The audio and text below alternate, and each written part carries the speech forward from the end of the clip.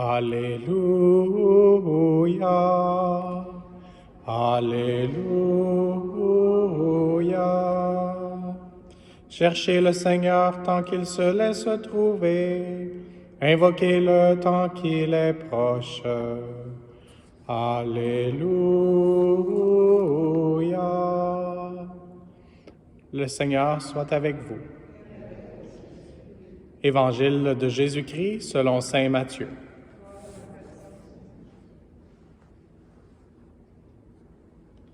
En ce temps-là, Jésus disait à ses disciples, « Ce n'est pas en me disant « Seigneur, Seigneur » qu'on entrera dans le royaume des cieux, mais c'est en faisant la volonté de mon Père qui est aux cieux. Ainsi, celui qui entend les paroles que je dis là et les met en pratique est comparable à un homme prévoyant qui a construit sa maison sur le roc. La pluie est tombée, les torrents ont dévalé, les vents ont soufflé et se sont abattus sur cette maison. La maison ne s'est pas écroulée, car elle était fondée sur le roc.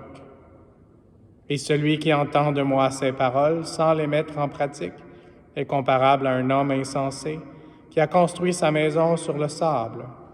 La pluie est tombée, les torrents ont dévalé, les vents ont soufflé. Ils sont venus battre cette maison. La maison s'est écroulée et son écroulement a été complet. Acclamons la parole de Dieu.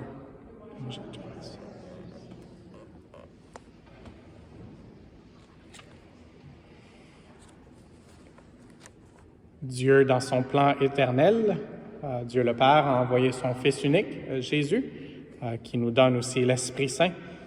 Mais la venue de Jésus, sa première venue, et on se prépare à la fête de Noël, on se prépare aussi à son retour dans la gloire. Mais sa première venue est survenue au temps de l'Empire romain. Une des expressions était que tous les chemins mènent à Rome.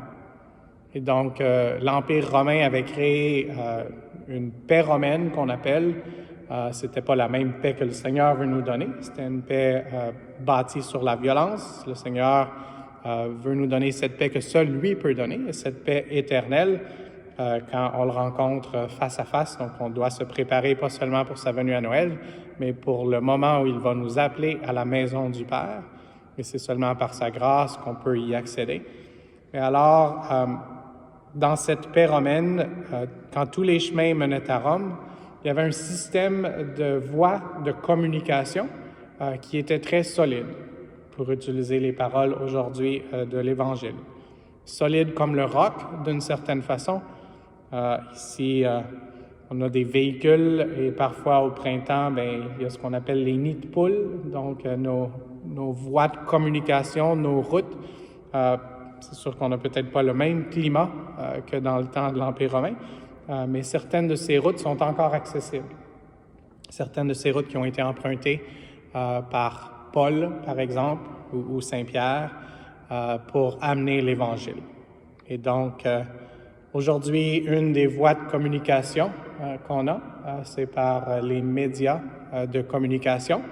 Et c'est une chose qui peut être utilisée pour le mal, mais qu'on peut aussi utiliser pour le bien. Donc, demandons au Seigneur de nous aider à prendre les opportunités qui nous sont données dans notre monde actuel pour pouvoir évangéliser.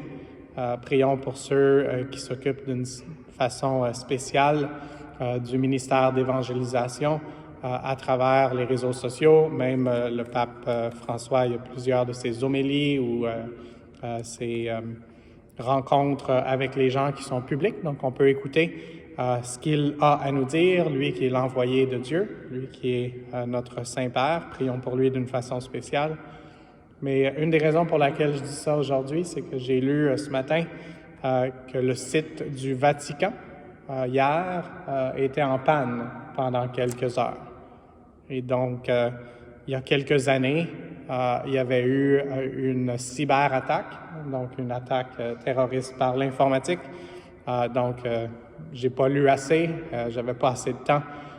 Puis probablement que les enquêtes vont être en cours pour voir si c'était juste une faille informatique. On a ça aussi dans nos propres maisons, dans nos systèmes qu'on utilise. ou si c'était quelque chose pour rompre un peu la communication. Et une chose est sûre est que l'ennemi veut rompre notre communication avec Dieu et les uns avec les autres. Et si on prend au sérieux l'appel du Seigneur, si on veut bâtir notre maison sur le roc, bien, il faut à tous les jours avoir cette façon de communiquer avec Dieu, Dieu qui veut communiquer avec nous, Dieu qui veut que dans la prière, on puisse écouter sa parole, qu'elle puisse prendre racine et que la solidité de cette communication avec lui puisse nous aider dans notre mission de tous les jours. Donc, essayons d'avoir une prière fervente à tous les moments, mais d'une façon spéciale dans cette saison de l'Avent, où on se prépare pour célébrer la première venue du Seigneur, puis aussi son retour dans la gloire.